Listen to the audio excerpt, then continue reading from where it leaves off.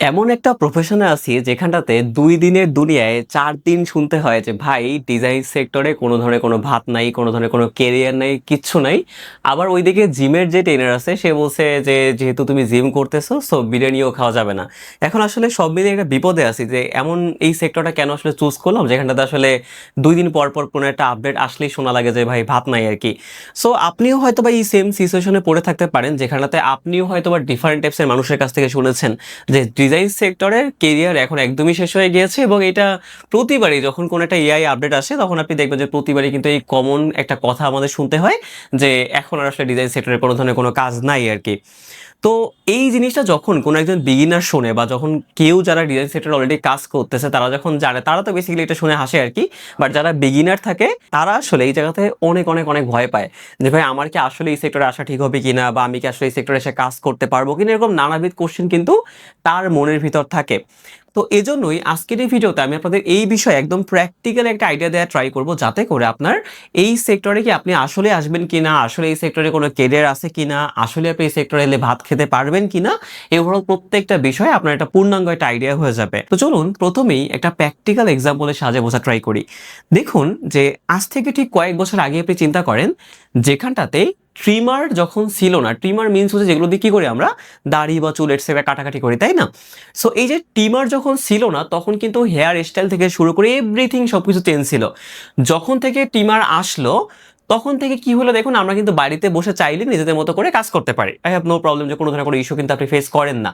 কিন্তু আপনি যখনই একটু প্রফেশনাল লেভেলে থিংকিং করেন লাইক ঠিক আছে আপনার চুলে একটা সুন্দর একটা কাটিং দিতে হবে, অনেক, অনেক, অনেক কিছু করতে হবে, তখন কিন্তু আপনার ঘুরে ফিরে কোথায় যেতে হয়? সেলুনে যেতে হয়। দেখুন তার মানে ট্রিমার আসার কারণে কিন্তু কারো জব যায় নাই। বরং এই যে চুলের হেয়ার স্টাইল থেকে শুরু করে এভরিথিং সবকিছু চেঞ্জ হয়ে গেছে। এবং যেটা আগে মানুষ কল্পনাও করতে পারত না যে ঠিক আছে এখন কিন্তু আপনি সেলুনে দেখবেন যে খুবই কমন একটা হেয়ার কাট কিন্তু দেয়া হয়। যেগুলো আগে আপনি থিংকিংই করতে পারতেন না। যার কারণে কি হইতো? আগে লং হেয়ার স্টাইল গুলো বেশি ছিল। বাট ওইটা আসার পর থেকে পুরো জিনিসটাই কিন্তু চেঞ্জ হয়ে গেছে। সো আপনার কি মনে হয় যে যারা সেলুনে কাজ করতো বা যারা ওই টাইপস এর কাজগুলো করে তারা কেউ রিপ্লেস হইছে? হ্যাঁ, হয়েছে। কারা হয়েছে জানেন? যারা ওই ট্রিমার ইউজ করতে ঠিকভাবে জানে না। যারা ওই ট্রিমারটাকে প্রপার ভাবে ওই টাইমটাতে অ্যাডাপ্ট করতে পারে নাই, তারা কিন্তু রিপ্লেস ঠিকই হয়ে গেছে। সেম ভাবে এআই এর ক্ষেত্রেও কিন্তু এই একই জিনিস একইভাবে কাজ করে। ধরুন বর্তমানে ChatGPT 2.0 আছে এটাতে আপনি দেখবেন যে খুবই চমৎকার একটা ইমেজ জেনারেট করা যায়। এখন ক্লাস 5 বা 6 বা তার থেকে যদি ক্লাস 10 এর পোলাপানের কাছে আপনি কোনো একটা জিনিস দিয়ে দেন, আপনি দেখবেন যে যে কেউ এনিওয়ান আপনার একটা ইমেজ জেনারেট সে করতে পারবে, সে ডিজাইন করে ফেলতে পারবে, কোনো প্রবলেম নাই। কিন্তু টিকে থাকতে পারবে কারা? যারা অ্যাকচুয়ালি ভাবে সেই কনসেপ্ট গুলোকে বিল্ড করে প্রপার ভাবে সেটাকে ম্যানেজ করতে পারে বা হ্যান্ডেল করতে পারে। তাহলে এই জায়গাতে ২ টা জিনিস আসতে পারে যে কখন আপনি টিকে থাকবেন এবং কখন আপনি টিকে থাকবেন না।